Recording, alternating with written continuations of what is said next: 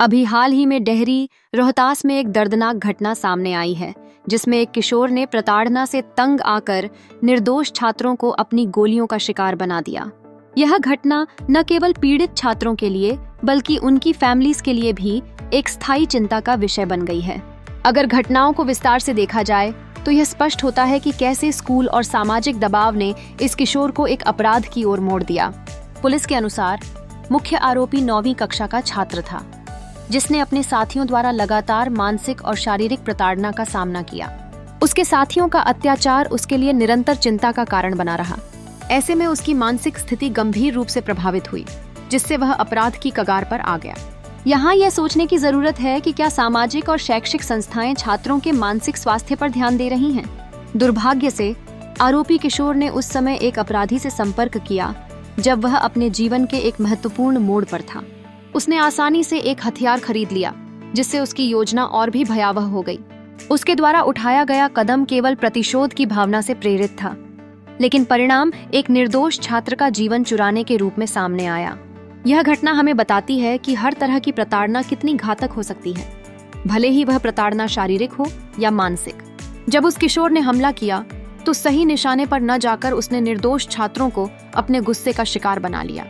यह सोचने वाली बात है कि हमलावर और पीड़ित दोनों एक ही सामाजिक ताने बाने के हिस्से थे, फिर भी परिणाम इतने भयानक क्यों बने?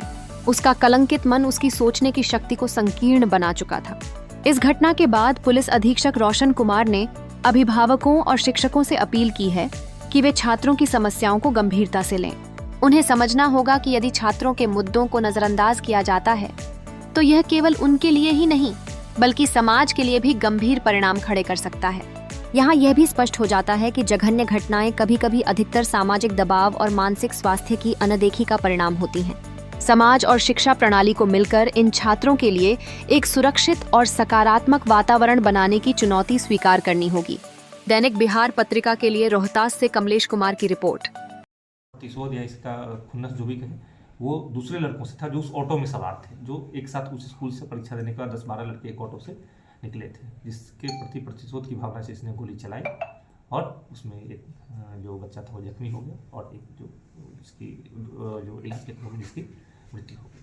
उसके बाद कल रात्रि में ही ये घटना प्रतिवेदित हुई थी। घटना के कुछ घंटे के अंदर ही जो घटना में शामिल विधि विरुद्ध बालक था उसको निरुद्ध कर लिया गया था, हथियार भी बरामद कर लिया गया था। उसके बाद जिन लड़कों ने इस लड़के को परेशान किया, जिसकी वजह से पूरी घटना कारित हुई, उन लड़कों ने ही आज सुबह सड़क जाम करके पूरा हंगामा करने की कोशिश की है। जबकि यह घटना का उद्भेदन हो चुका था, निरुद्ध किया जा चुका था, सारी चीज़ें बरामद हो चुकी थी, तो उन लड़कों ने ही आज रोड पे हंगामा करने की कोशिश की है, जिनका वीडियो भी सामने आया है, जिनकी पहचान भी की गई। जो इसमें विधि विरुद्ध बालक है उसके द्वारा भी पहचान की गई कि यही लड़के थे जो उसके साथ हमेशा मारपीट करते थे। जो मृतक था उसका इस घटना से, उसको परेशान करने से कोई लेना देना नहीं था। वह इस बच्चे ने कभी किसी को परेशान नहीं किया था। ये खामखा इसकी गलतफहमी में ही शिकार।